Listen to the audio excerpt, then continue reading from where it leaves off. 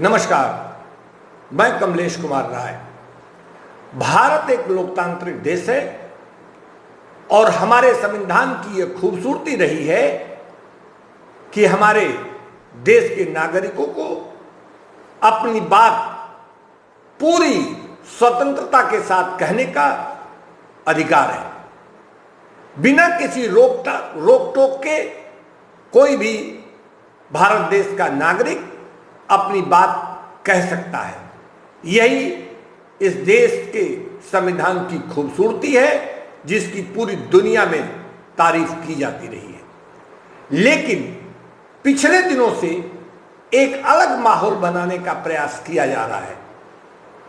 अलग स्थितियां यह बनाई जा रही हैं कि यदि कोई राजनीतिक दल भारी बहुमत से जीतकर आता है और दूसरा विरोधी दल का राजनेता या राजनीतिक दल कम सीट पाकर अपनी स्थितियां बनाते हैं, तो यह मान लिया जाता है कि जिस राजनीतिक दल के पास भारी बहुमत है वह ही जो कहता है या जो कह रहा है वही अंतिम सत्य है।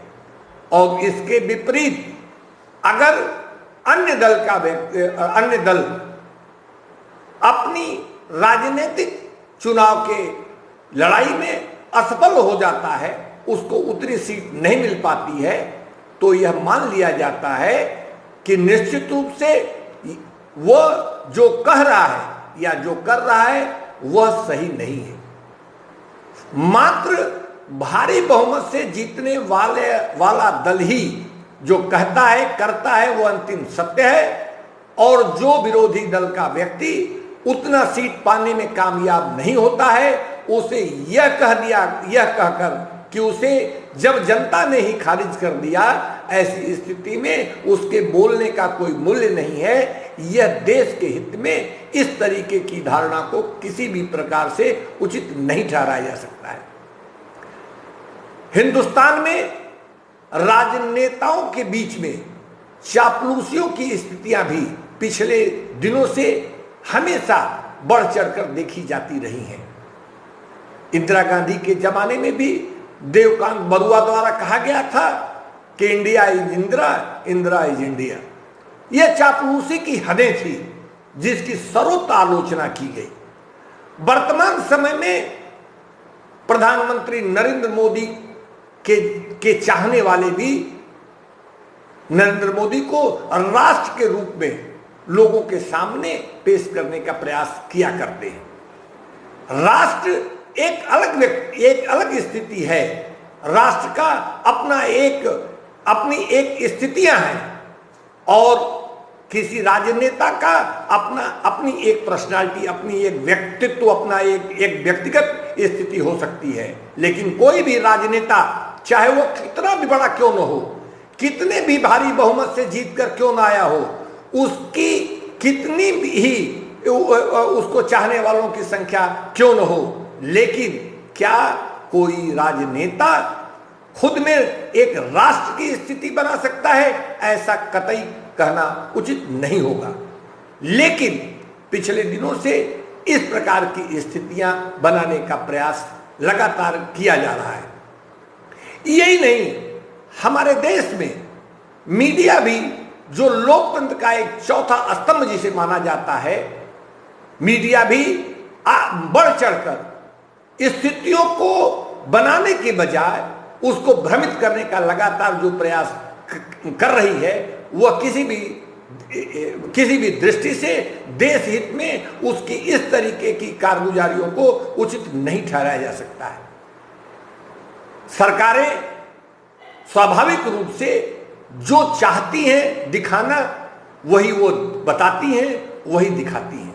वास्तविकता से हटकर हमेशा सरकारें अपने पीठ थपथपाने का काम किया करती हैं। यह कोई अस्वाभाविक स्थितियां नहीं है।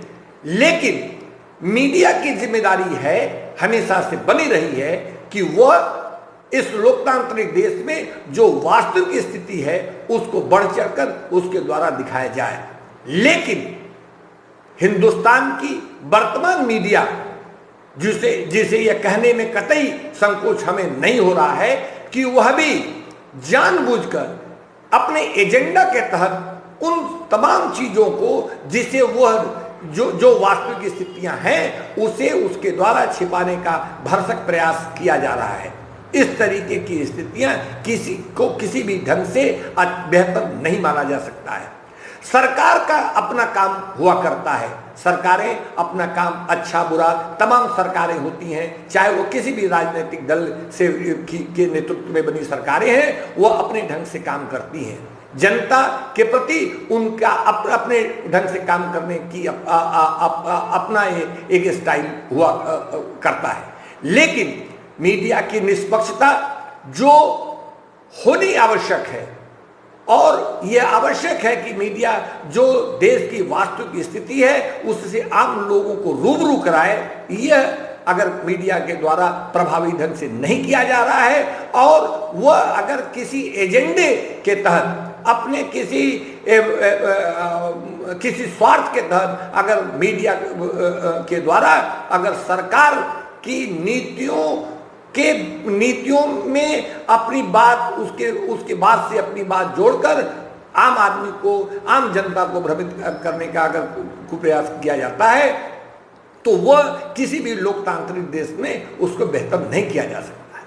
चीन एक तानाशाह देश है जिसमें यह माना जाता है कि चीन की सरकार जो चाहती है वही वहां की मीडिया, जो सरकारी जिसे मीडिया कहते हैं, वही उसे दिखाती है। चीन की सरकार जो नहीं चाहती है वो किसी भी हालत में चीन की मीडिया उससे बधी हुई है। वो सरकारी आदेश के तहत उसकी प्रतिबद्धता है। वो हम ये कह सकते हैं कि वह नियम कायदों से सरकारी मीडिया ही वो है, उसकी अपनी कोई स्वतंत्रता नहीं है। इसलिए वो वही बात कहती है जो चीन की तानाशाही सरकार चाहती है। वहीं दूसरी तरफ भारत एक लोकतांत्रिक देश है, और इस लोकतांत्रिक देश में मीडिया अगर जो वास्तविक स्थितियां हैं उसको अगर बिना किसी दबाव, यहाँ कोई इस तरीके की तानाशाही सरकार नहीं है, कोई इस तरीके की स्थितियां यहाँ नहीं रहती हैं जिससे बदकर यहाँ की मीडिया उन चीजों को, गलत चीजों को दिखाने के लिए, सरकार की गलत नीतियों को दिखाने के लिए मजबूर हो। यहाँ की ये स्थिति कतई नहीं है। लेकिन बावजूद इसके मीडिया, ऐसा नहीं कहा जा सकता है कि सारी मीडिया इस काम में लगे रहते हैं, लेकिन कुछ मीडिया ऐसे जरूर हैं जो सरकारी नीतियों को बढ़ा चढ़ाकर लोगों के बीच में पेश करने का काम करते हैं। उनके तमाम पत्रकार जानबूझकर अपने एजेंडा के तहत, अगर हम ये कहें कि अपने स्वार्थ के तहत अगर वो चीजों के प्रति आम आदमी को उनके द्वारा भ्रमित करने का प्रयास किया जाता है तो यह गलत नहीं होगा। कुल मिलाकर हमारे इस लोकतांत्रिक देश में हर व्यक्ति को अधिकार है कि वह अपनी बात ईमानदारी से कहने और करने की स्थिति बना सकता है।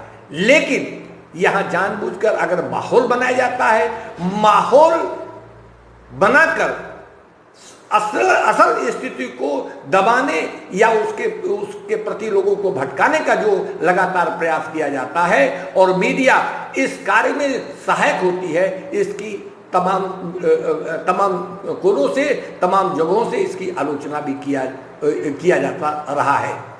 हमेशा यह मान लेना कि कोई भी व्यक्ति इस लोकतांत्रिक देश में अगर वह सरकार की नीतियों की आलोचना करता है, स्वस्थ आलोचना करता है, तो वह राष्ट्र विरोधी है, ऐसा मान लेना किसी भी ढंग से उचित नहीं कहा जा सकता है। लेकिन सरकार अपने राजनीतिक एजेंडे के तहत अगर कोई काम सरकार के द्वारा किया जाता है, वह अपने फायदे के लिए अगर कोई काम कहा जाता है, तो वह उसकी अपनी राजनीतिक प्रतिबद्धता या अपने राजनीतिक दल के फायदे के लिए किया गया काम हो सकता है।